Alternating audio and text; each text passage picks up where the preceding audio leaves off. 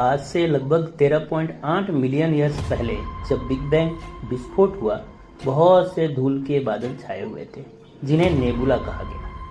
4.6 अरब साल पहले की बात है।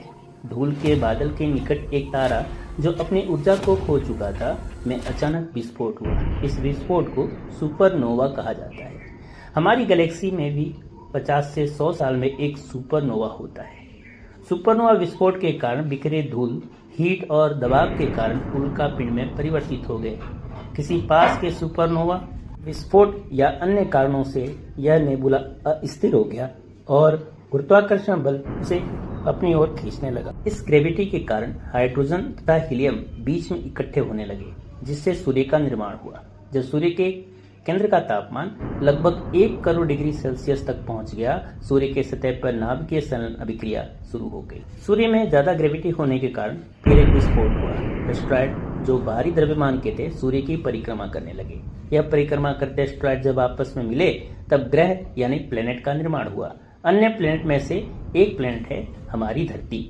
धरती सोलर सिस्टम का तीसरा ग्रह है। कुछ वैज्ञानिकों के मतानुसार करीब 4.5 अरब साल पहले जब पृथ्वी यानी अर्थ का निर्माण हो रहा था, उसी समय सौरमंडल में एक और ग्रह बना जिसका नाम वैज्ञानिकों ने थिया दिया। थिया एक ग्रह के आकार का पिंड था। इसका आकार लगभग मंगल के बराबर था।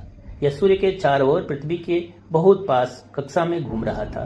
इस घूमते ग्रह का पृथ्वी से टक्कर होता है और टक्कर इतनी जबरदस्त थी कि पृथ्वी का ऊपरी हिस्सा थिया के टुकड़े अंतरिक्ष में बिखर गए। इस टक्कर में जो गैस और चट्टान का मलबा निकला, वह पृथ्वी के चारों ओर एक डिस्क यानी घेरा बनाकर घूमने लगा। समय के साथ यह मलबा एकत्रित हुआ, उसने मिलकर चंद्रमा का निर्माण किया। पृथ्वी का अक्षीय झुकाव यानी एक्सियल टिल्ट भी इसी टकराव के कारण ही उत्पन्न हुआ है। इसी के कारण मौसम की उत्पत्ति हुई।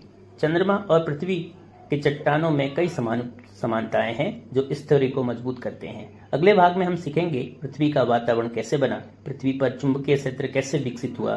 तब तक के लिए खुश रहिए, स्वस्थ रहिए और जुड़े रहिए हमारे साथ। Thank you so much.